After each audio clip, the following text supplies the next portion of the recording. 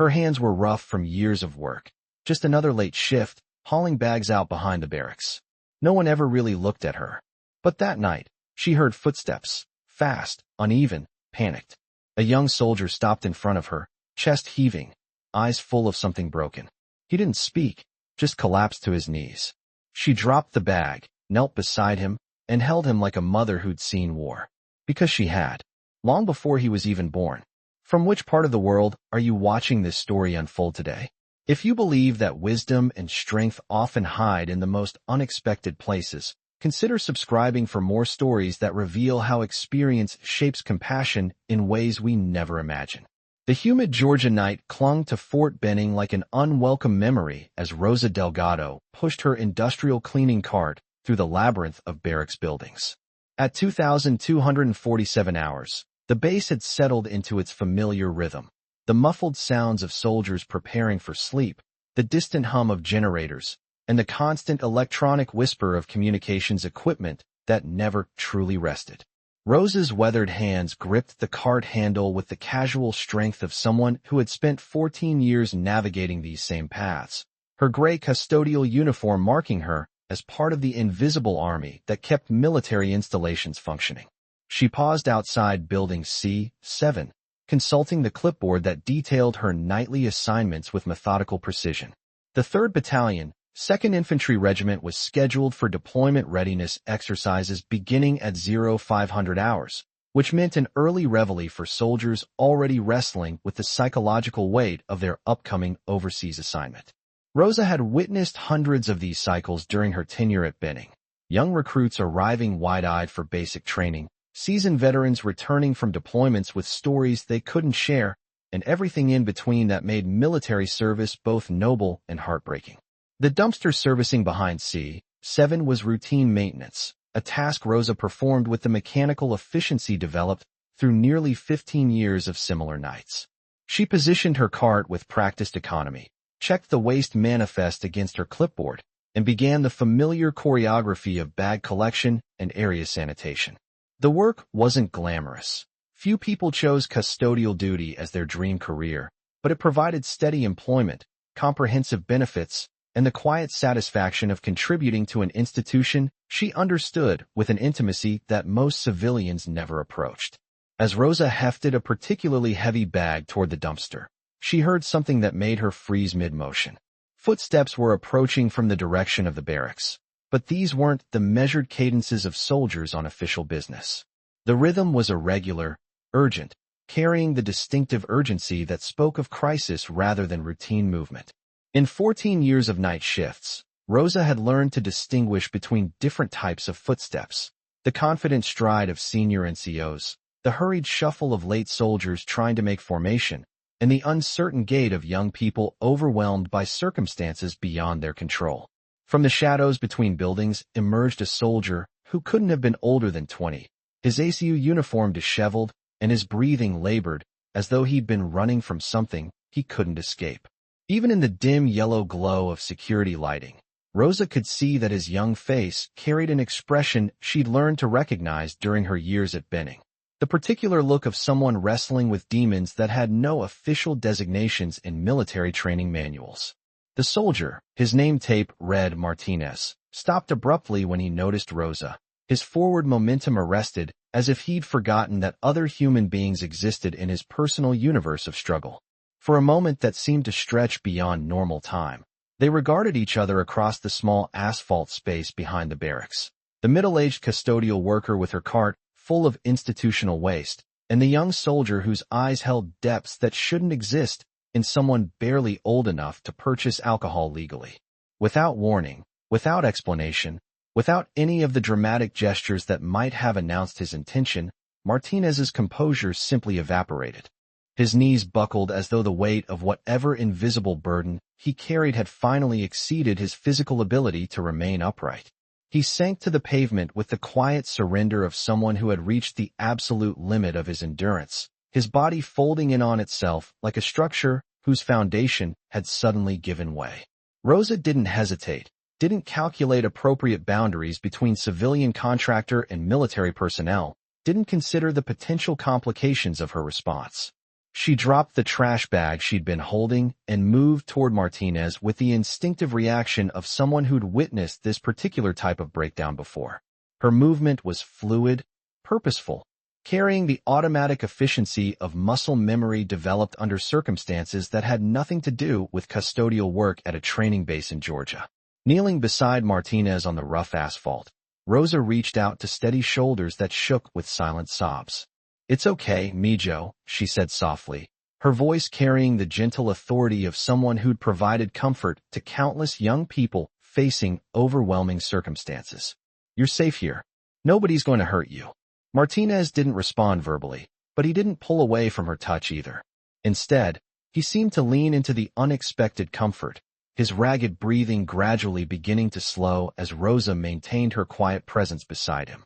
What she couldn't share in that moment, what she'd never shared with any of the soldiers who'd crossed her path during 14 years at Benning, was that she understood his pain with an intimacy that went far beyond civilian sympathy or professional training. She'd knelt beside other young soldiers in other places, under circumstances where her hands had provided the same steadying presence while artillery shells exploded in the distance and medevac helicopters struggled to reach wounded personnel through hostile fire. She'd held dying teenagers who cried for their mothers in languages she didn't understand, had whispered the same reassurances to combat veterans whose wounds weren't visible to medical equipment, had learned that sometimes the most important healing happened through simple human connection rather than advanced medical intervention. "What's your first name, soldier?"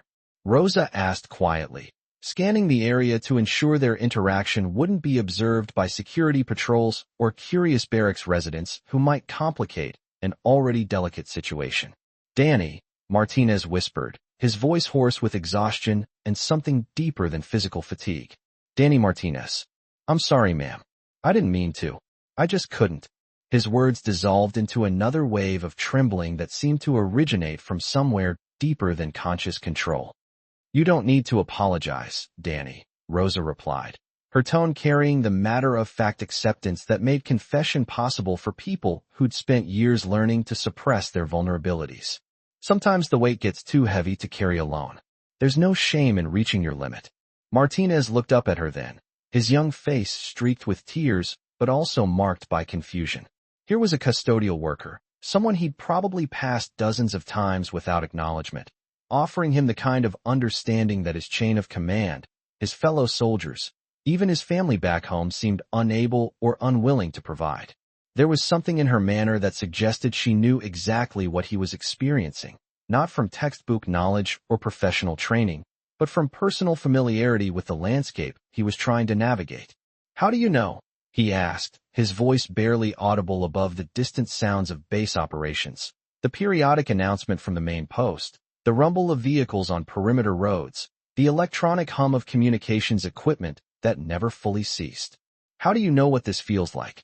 Rosa was quiet for a long moment, considering how much truth she could share without violating the careful boundaries she'd maintained for over a decade. "Because I've been where you are, Mijo. Maybe not exactly the same place, but somewhere close enough to recognize the terrain when I see someone else trying to navigate it." They remained on the asphalt behind Building C7 for perhaps 15 more minutes, Rosa's presence providing the kind of wordless support that Danny Martinez had been desperately seeking without knowing how to ask for it. Her hands stayed steady on his shoulders. Her voice remained calm and reassuring, and gradually some of the immediate crisis began to pass. His breathing stabilized, the trembling subsided, and something resembling normal color returned to his face. "I should get back inside," Martinez said eventually, though he made no immediate move to stand. "Morning formation is in 6 hours, and I haven't managed to sleep at all. But every time I close my eyes, I see." He stopped, unable or unwilling to complete the sentence. "Sleep will come," Rosa assured him, helping him to his feet with the practiced efficiency of someone accustomed to providing physical support to people in crisis. "But first, you need to know that this isn't something you have to carry by yourself. There are people here who understand, even if they don't advertise their experience."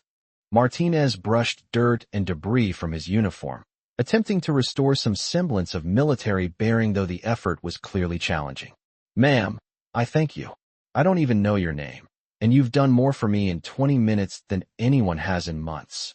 "Rosa Delgado," she replied, extending her hand in formal introduction despite the unusual circumstances of their meeting. "And Danny, if you ever need someone to talk to, someone who won't judge or report or try to fix everything with official procedures, I'm here most nights around this time." As Martinez walked back toward the barracks, his steps noticeably more steady than when he'd first appeared, Rosa returned to her waste collection duties. But something fundamental had shifted in her relationship with her work at Fort Benning. For 14 years, she'd maintained careful invisibility, finding purpose in routine tasks that kept the base functioning while avoiding the kind of personal connections that might complicate her carefully constructed anonymity. Now, watching Martinez disappear through the rear entrance of Building C7, she found herself wondering how many other young soldiers were wrestling with similar demons in the darkness, lacking access to the kind of support that could only come from someone who'd walked comparable ground and survived to share the wisdom that experience had provided. The following evening brought Rosa back to the area behind the barracks, though her official duties didn't require servicing the dumpsters again until later in the week. She found herself lingering near Building C7, ostensibly conducting additional quality checks, but actually hoping to encounter Martinez again, to assess his condition and perhaps continue their conversation from a position of greater stability. At 2,315 hours, her patience was rewarded. Martinez emerged from the rear exit of the barracks, moving with more purpose than the previous night, but still carrying the weight that had driven him to collapse. He approached Rosa's location with obvious intentionality, suggesting that their previous encounter had been as significant for him as it had been transformative for her understanding of her role at Benning.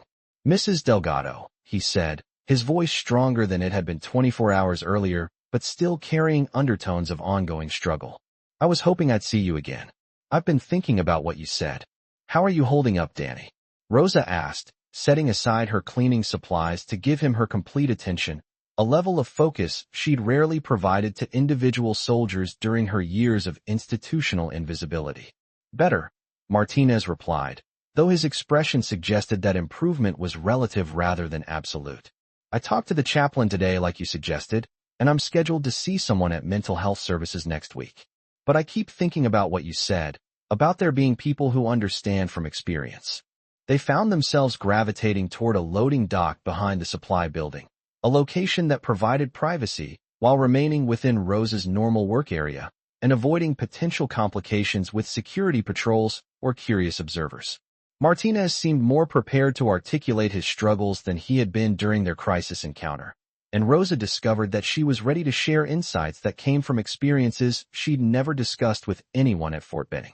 "The thing is," Martinez continued, settling onto the concrete dock with the careful movement of someone still processing emotional trauma. "Everyone keeps telling me that what I'm feeling is normal, that lots of soldiers go through adjustment issues before their first deployment. But it doesn't feel normal to me. It feels like I'm broken in fundamental ways that can't be repaired." Rosa considered her response carefully, drawing on memories she'd spent years learning to process and integrate into her civilian identity. "Danny, there's an important difference between being broken and being hurt. Broken things can't function. They're beyond repair and have to be discarded. Hurt things can heal, but they need time and the right kind of care from people who understand the nature of the injury." "How can you be so certain about that?" Martinez asked, his young face reflecting both hope and the skepticism that came from months of struggling with problems that seemed to have no solutions. "How do you know that healing is actually possible?" "Because I've seen soldiers come back from places that seemed impossible to return from," Rosa replied, her words carrying the conviction that could only come from first-hand knowledge rather than theoretical understanding. "Because I've watched young people like yourself discover reserves of strength they didn't know they possessed, and I've seen them use that strength to help others who were facing similar challenges." Their conversation continued for nearly an hour, covering topics that ranged from the specific fears Martinez harbored about upcoming deployment to broader questions about purpose, duty, and the complex relationship between personal vulnerability and military service. Throughout their discussion, Rosa found herself drawing on experiences and perspectives that she'd never shared with anyone in her civilian life, knowledge that had been earned through circumstances that few people at Fort Benning would ever face. As Martinez prepared to return to the barracks, he paused with a question that revealed more perceptiveness than his chronological age might have suggested. Mrs. Delgado, you talk about these military situations like you've experienced them personally. Were you in the service? Rosa felt the familiar tension that accompanied potential exposure of her carefully guarded background. I've been around military communities for most of my adult life, Danny. You learn to recognize patterns when you spend enough time observing how soldiers respond to different types of stress. It was a deflection rather than an outright lie, but Martinez's expression suggested he detected the evasion even if he chose not to press for more specific information. There was something in his eyes that indicated he understood she was protecting privacy that she had legitimate reasons for maintaining. Over the following weeks, Rosa's encounters with Martinez evolved into a regular component of her nightly routine. Their conversations developed from crisis intervention to ongoing mentorship, with Rosa providing the kind of practical wisdom that could only come from someone who'd navigated similar challenges and emerged with both survival skills and hard-earned perspective intact. More significantly, word of Rosa's availability and understanding began to circulate among soldiers in Building C7. Martinez had apparently shared with carefully selected friends that the night custodian was someone who genuinely understood military struggles, leading to additional young soldiers seeking her out during her evening rounds with increasing frequency. Private Jessica Chun, preparing for her first overseas deployment, began stopping by Rosa's work areas to discuss her fears about leaving her infant daughter with her husband for 12 months. Specialist Marcus Johnson, recently returned from Afghanistan with injuries that weren't visible to casual observation, found in Rosa someone who could listen to his combat experiences without judgment or the compulsive need to provide solutions that couldn't address the fundamental nature of his struggles. Sergeant First Class Maria Santos, wrestling with the transition from enlisted soldier to NCO responsibilities, discovered that Rosa's perspective on military leadership came from experiences that went far beyond textbook knowledge or classroom instruction. Staff Sergeant Williams, dealing with the aftermath of losing 2 soldiers under his command during a training accident, learned that Rosa could provide the kind of understanding that official counseling services, despite their professional competence, simply couldn't match. Within 6 weeks, Rosa had inadvertently created an informal support network among soldiers who might otherwise have felt isolated in their individual struggles with military life. Her cleaning cart became a recognized signal that understanding and acceptance were available without official complications, and her presence in various areas of the base took on significance that went far beyond waste management and facility maintenance. The situation came to official attention when Captain Robert Hayes, the company commander responsible for Building C7, noticed measurable improvement in the morale and performance of several soldiers who had previously been flagged for potential mental health interventions or disciplinary concerns. Martinez, your attitude and performance have improved dramatically over the past 6 weeks, Captain Hayes observed during a routine counseling session designed to assess soldiers' readiness for deployment. What's contributing to this positive transformation? Sir, I've been receiving some informal counseling from someone who understands military life from personal experience. Martinez replied carefully, aware that his response might have implications he couldn't fully anticipate. It's helped me develop better perspective on the challenges I've been facing. Are you working with the base chaplain? Mental health services? Hayes inquired, consulting Martinez's personnel file for documentation of official interventions or therapeutic relationships that might explain the improvement. I'm utilizing those resources as well, sir. But I'm also having regular conversations with Mrs. Delgado from the custodial staff. She has extensive knowledge of military situations and provides a different type of support than official counseling services. Captain Hayes made careful notes about this information, his curiosity piqued by reports of a custodial worker who apparently possessed sufficient understanding of military culture to provide effective peer counseling to soldiers under his command. In 15 years of military service, he'd never encountered a situation quite like what Martinez was describing. That evening, Hayes made the unusual decision to extend his duty hours and conduct personal observation of evening custodial operations in his area of responsibility. At 2,330 hours, he positioned himself in a location where he could observe the area behind Building C7 without interfering with normal operations or compromising whatever interactions might be taking place. What he witnessed exceeded his expectations and challenged his assumptions about the nature of effective soldier support. Rosa Delgado was indeed engaged in conversations with several of his soldiers, but these weren't casual interactions between contractor and military personnel.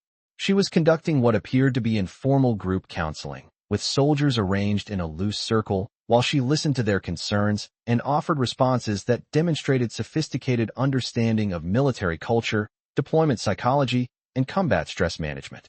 Hayes observed for nearly an hour before making his presence known, watching as Rosa facilitated discussions that covered topics ranging from pre-deployment anxiety to family separation issues to career development concerns. Her responses consistently demonstrated knowledge that went far beyond what he would have expected from someone whose official role involved waste management and facility cleaning.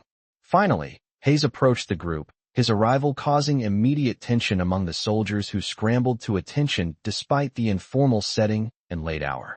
"At ease, soldiers," Hayes said, his tone carrying curiosity rather than disapproval or disciplinary intent. "Mrs. Delgado, could I speak with you privately for a few minutes?" Rosa nodded to the soldiers, indicating they should return to their barracks, then followed Captain Hayes to a location where they could converse without being overheard by potentially curious observers. "Ma'am, I've been hearing from multiple soldiers that you've been providing them with counseling and support that goes significantly beyond normal contractor personnel interactions." Hayes began, his manner respectful but carrying the weight of official inquiry. "While I certainly appreciate the improved morale and performance I've been observing, I need to understand your qualifications for providing this type of guidance to military personnel." Rosa felt the familiar anxiety that accompanied official scrutiny of activities she'd been conducting with careful attention to maintaining appropriate boundaries. "Captain, I want to be clear that I'm not providing professional counseling or therapeutic services. I'm simply someone who listens when young people need to talk through their concerns. But according to my soldiers, you're offering insights and guidance that suggest specific knowledge of military operations, deployment stress, and combat-related issues," Hayes continued, his professional interest clearly engaged. "Martinez specifically mentioned that you understand military situations from personal experience rather than academic study." For a moment, Rosa considered maintaining the careful deflection she'd been using with soldiers who asked similar questions. But something in Captain Hayes's manner, genuine professional interest rather than suspicious interrogation, encouraged a more direct response than she'd provided to anyone at Fort Benning. "Captain, I do have background in military communities that allows me to understand the pressures and challenges that soldiers face," she said carefully, testing the waters of potential revelation. "I try to provide support when young people need someone who can relate to their experiences from personal knowledge." Hayes studied her face in the dim security lighting, noting details he'd previously overlooked during their brief professional interactions over the years. There was something in her bearing that suggested training beyond civilian custodial work, a quality of alertness and situational awareness that spoke of experiences most contractors never encountered. "Mrs. Delgado, would you be willing to meet with me in my office tomorrow afternoon?" Hayes asked, his request carrying the tone of genuine invitation rather than official summons. "I'd like to discuss your work with my soldiers in more detail and potentially explore ways to formalize your support role in a manner that provides you with appropriate resources and protection." The meeting that took place the following afternoon in Captain Hayes's office would fundamentally transform Rosa's relationship with her work at Fort Benning and her understanding of how service could evolve to meet changing needs.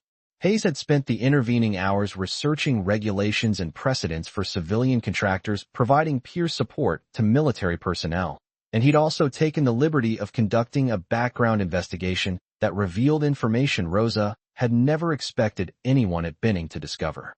"Mrs. Rosa Elena Delgado," Hayes began, consulting an official file that he'd obtained through appropriate military channels. "Previously Staff Sergeant Rosa Elena Vasquez, United States Army, enlisted 1987, honorably discharged 2003.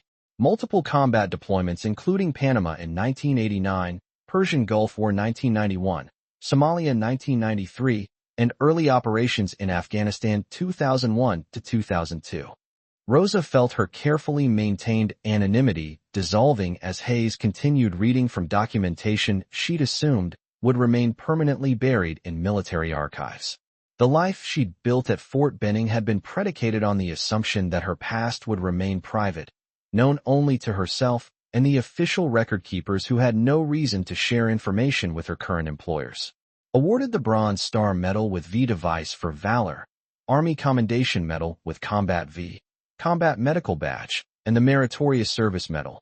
Hayes continued, his voice carrying obvious respect for the level of recognition represented by these decorations. Medically retired in 2003 following injuries sustained during combat operations in Afghanistan. Subsequently relocated to Georgia and employed in civilian capacity at Fort Benning since 2009. Captain, Rosa said quietly, her voice steady despite the emotional impact of hearing her military service summarized by someone who now understood exactly why her interactions with soldiers had been so effective. I haven't discussed my military background with anyone here because I came to Benning looking for quiet employment, not recognition or special consideration based on past service. I understand and respect that completely, Staff Sergeant Delgado. Hayes replied, using her former rank with the automatic respect that career military personnel extend to combat veterans, regardless of current civilian status. But what you've created with my soldiers, this informal peer support network, represents exactly the kind of innovation that the military needs more of in addressing soldier welfare and readiness issues. Hayes leaned forward in his chair, his expression reflecting genuine enthusiasm for possibilities he was beginning to envision. What I'm proposing isn't about recognition or special treatment. It's about providing you with official support and resources that would allow you to expand your impact, while maintaining the organic, authentic relationships that make your approach so effective. The conversation that followed covered topics ranging from existing peer support programs to liability considerations, from maintaining Rosa's preferred level of privacy to developing frameworks that could serve as models for other military installations facing similar challenges with soldier welfare and mental health support. The Family Readiness Group coordinator has been searching for someone to work with soldiers' spouses and family members who struggle with deployment-related stress and separation anxiety. Hayes explained, outlining possibilities that Rosa had never considered. Your combination of combat experience, natural counseling instincts, and genuine understanding of military family dynamics would be invaluable in that type of role.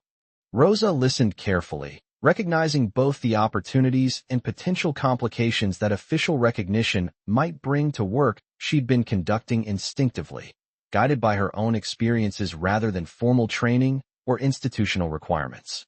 Captain, my primary concern is that formal programs often lose the very qualities that make informal support effective, she said, voicing fears based on years of observing how bureaucracy could transform authentic relationships into procedural requirements. The soldiers trust me precisely because I'm not part of the official structure, because they don't have to worry about their conversations affecting performance evaluations or career advancement. Which is exactly why any formalization would maintain your civilian contractor status and emphasize confidentiality protections that exceed those available through official counseling channels, Hayes assured her, demonstrating that he'd given considerable thought to preserving the elements that made her approach successful. You'd have access to resources, training opportunities, and institutional support, but you'd also have explicit protection for maintaining the informal relationships that soldiers find so valuable. Over the following weeks, Rosa found herself involved in discussions with base leadership about developing comprehensive peer support programs that could serve as pilot projects for broader military implementation. Her experiences and methodologies were being documented not as academic theories, but as practical applications that had demonstrated measurable effectiveness with real soldiers facing genuine challenges. The transformation process wasn't without complications. Some soldiers initially felt uncomfortable learning that their informal counselor was a decorated combat veteran, experiencing feelings of inadequacy when comparing their struggles to someone with her level of experience and official recognition. Rosa had to work carefully to maintain the accessible, non-hierarchical relationships that had made their conversations possible in the first place. Danny, she said to Martinez during one of their regular conversations, The fact that I've experienced combat deployment doesn't make your concerns less valid or your struggles less real. Everyone's path through military service is different, and everyone deserves support regardless of their background or experience level. My job isn't to judge your challenges against some arbitrary standard. It's to help you develop the tools you need to handle whatever comes next. Martinez nodded, though his expression still carried some of the uncertainty that had emerged since learning about Rosa's military background and the recognition it represented. It's just strange, you know? Discovering that someone I thought was simply a kind woman who worked nights cleaning up around the base is actually a combat veteran with medals for bravery. I'm exactly the same person I was before you learned about my background, Rosa replied, her tone carrying the patient reassurance sheet. Learned to provide when soldiers struggled with changing perceptions. The only difference is that now you understand why I could recognize what you were going through that first night behind the barracks, and why I knew that what you needed most was someone who wouldn't judge your struggles or try to fix them with simple answers. Their conversation was interrupted by the arrival of several other soldiers who had become regular participants in what everyone now called Rosa's Circle, the informal support group that met most evenings behind various buildings where privacy could be maintained without violating base security protocols. The group dynamic had evolved significantly over the months, with more experienced soldiers naturally assuming mentorship roles for newcomers, while Rosa served as the stable center that allowed these peer connections to develop safely. The organic leadership structure that had emerged demonstrated principles that formal military training programs spent considerable resources trying to instill artificially. Captain Hayes had been documenting these developments with professional fascination, recording their effectiveness for reports he was preparing for battalion and brigade leadership. The measurable improvements in soldier morale, unit cohesion, retention rates, and overall readiness had exceeded anything he'd witnessed during his 15-year military career.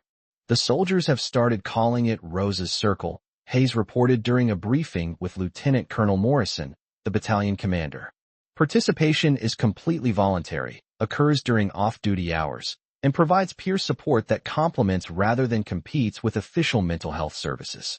We've documented a 40% reduction in disciplinary incidents, a 60% increase in soldiers voluntarily seeking professional counseling when appropriate, and measurable improvements in unit readiness assessments.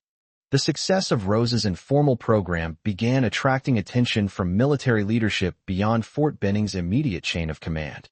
Researchers from the Army's Medical Research and Development Command requested permission to study her methodologies for potential broader implementation, while other installations began inquiring about developing similar peer support initiatives adapted to their specific populations and needs. 8 months after Captain Hayes' discovery of her military background, Rosa found herself addressing a conference of military social workers, chaplains, mental health professionals, and command personnel from installations across the southeastern United States. The irony wasn't lost on her that someone who'd spent 14 years perfecting professional invisibility was now speaking to auditoriums full of people seeking to understand and replicate her approaches to soldier care. The most critical element of effective peer support, she told her audience, is authenticity that can't be manufactured or simulated. Soldiers possess an almost supernatural ability to detect whether someone offering guidance has genuinely experienced the challenges they're facing, or whether that person is applying theoretical knowledge learned from textbooks and training programs. Her presentation included carefully anonymized case studies from her work with soldiers like Martinez, Chun, Johnson, and Santos, emphasizing that peer support was never intended to replace professional mental health care, but rather to provide bridges that made accessing official resources more comfortable and socially acceptable for soldiers who might otherwise suffer in isolation. The goal isn't to eliminate the need for professional counseling, psychiatric care, or official intervention programs, Rosa explained to her audience. The goal is to create environments where soldiers feel safe acknowledging their struggles and seeking help before those struggles become crises that require emergency intervention.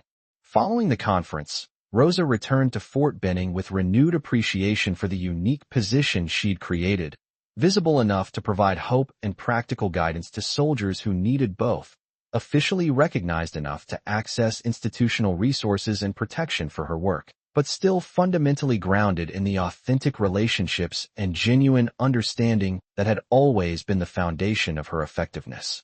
1 year after Danny Martinez had collapsed behind the barracks in what had seemed like a moment of individual crisis, Rosa stood in the same location during her nightly rounds, reflecting on the unexpected directions that service could take when experience was combined with opportunity and institutional support. Martinez had successfully completed his deployment to Afghanistan, returned safely, and was now preparing for promotion to sergeant and his next assignment, having developed into exactly the kind of NCO who could provide guidance and support to younger soldiers facing their own challenges with military service. Mrs. D called a voice from the direction of Building C7, using the affectionate nickname that had become standard among soldiers who participated in her informal counseling sessions. Rosa turned to see Private Thompson, a soldier who'd arrived at Fort Benning just 3 weeks earlier, approaching with the hesitant manner she'd learned to recognize as a request for conversation and support. "Evening, Thompson," Rosa replied, setting aside her cleaning supplies to give him the complete attention that had become her trademark approach to soldier interactions. "How are you settling into military life?" "It's been challenging, ma'am," Thompson admitted, his young face reflecting the uncertainty and vulnerability that characterized most new soldiers during their initial adjustment to military culture and expectations. "Some of the guys told me that you're someone who understands what we go through, someone who's actually been through it yourself and can help us make sense of everything." Rosa smiled, recognizing the continuation of a cycle that had begun with Martinez's moment of crisis and evolved into something much larger and more significant than anyone had initially anticipated. "I've been there, Mijo.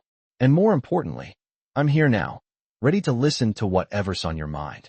As they made their way to the familiar loading dock where so many of these conversations had taken place over the months, Rosa reflected on her growing understanding that healing often happened in circles, wounded soldiers finding strength through connection with others who'd survived similar wounds, with experience and wisdom passed down through informal networks that complemented official support systems. Thompson began sharing his fears about upcoming advanced training, his concerns about meeting military performance standards, his struggles with homesickness that he'd been too embarrassed to discuss with his peer group. Rosa listened with the patient attention she'd learned to provide, offering responses that came from decades of experience with young people facing overwhelming challenges in environments that demanded rapid adaptation and emotional resilience. "The most important thing to understand about fear," she told Thompson, drawing on lessons she'd learned through her own military service and subsequent years of helping others navigate similar challenges, "is that it's not the opposite of courage. It's courage's essential companion. Brave people aren't people who never feel afraid. They're people who do what needs to be done despite being afraid, and who learn to use that fear as information rather than allowing it to become paralysis."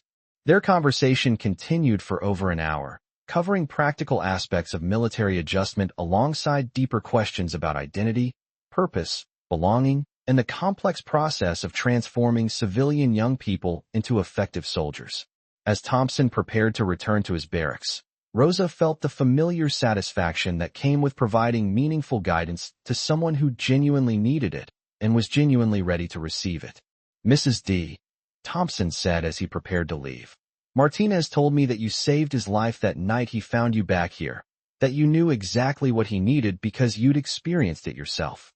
He said you showed him that having been through difficult things could become a way of helping other people get through their own difficulties." Rosa considered his words carefully, thinking about the various ways that salvation could manifest and be recognized, and how individual moments of crisis could become foundations for broader understanding and service. "Thompson, we all save each other in different ways, often without even realizing we're doing it. Martinez saved me too, by reminding me that experience is only valuable when it's shared with people who can benefit from what we've learned." As Thompson disappeared into Building C7, Rosa returned to her waste collection duties, but her mind remained focused on the ongoing cycles of support and healing that had developed around her nightly work. Tomorrow would bring new challenges, new soldiers, new opportunities to serve in ways that honored both her military experience and her commitment to caring for those who needed understanding from someone who'd walked similar ground. The trash bags seemed heavier than usual that night, filled with the accumulated detritus of a military base in constant motion. Discarded training materials, empty equipment containers, the endless waste generated by an institution dedicated to preparing young Americans for service around the world. But as Rosa loaded the final bags into her cart and prepared to continue her rounds, she reflected on the recognition that some of the most important work happened not in classrooms or training facilities, but in quiet spaces between buildings where authentic human connections could develop away from official scrutiny and institutional pressure. Her hands were still rough from years of custodial work. Her uniform still marked her as part of the invisible workforce that kept Fort Benning operational, and most people still didn't really notice her as she moved through her nightly responsibilities. But for a growing community of soldiers, Rosa Delgado represented something that couldn't be found in training manuals or official programs. Living proof that experience could be transformed into wisdom, that survival could become service, and that sometimes the most powerful healing happened when someone who'd seen war created space for others who were just beginning to understand what that meant.